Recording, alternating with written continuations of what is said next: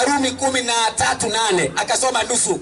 Hawa watu ni wajanja. Wakati wa Kristo hawa watu wayatoa maandiko ya nukuu, wanasoma nusu. Hapo chini wanajua kuna mchumari, wanatoka biu. Soma hapo 13:8. Ndio, msiwiwe na mtu chochote, msiwiwe na mtu chochote isipokuwa kupendana. Ndio, kwa maana ampendaye mwenzake ameitimiza sheria. Nipe habari. Maana kule kusema ndio, usizini, usiue, usiibe, usitamani, ndio, na ikiwapo amri nyingine yoyote inajumulishwa katika neno hili gani? Ya kwamba pende jirani yako kama nafsi yako. Yani amri zote za Mungu zinasungumzia upendo. Kama wewe unampenda Mungu, hawezi ukafuja amri za Mungu.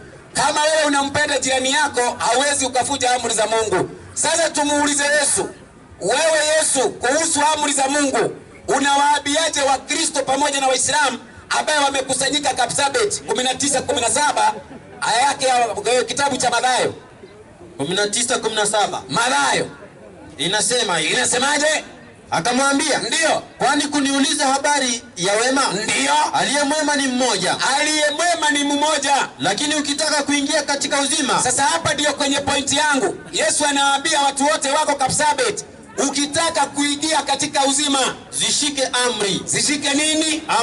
Amri za nani? Za Mungu. Kwa hiyo mtu yeyote ambaye anataka kwenda mbinguni ama anataka kupata uzima, lazima ashike nini? Amri. Amri ya kwanza, usiwe na mungu mwingine.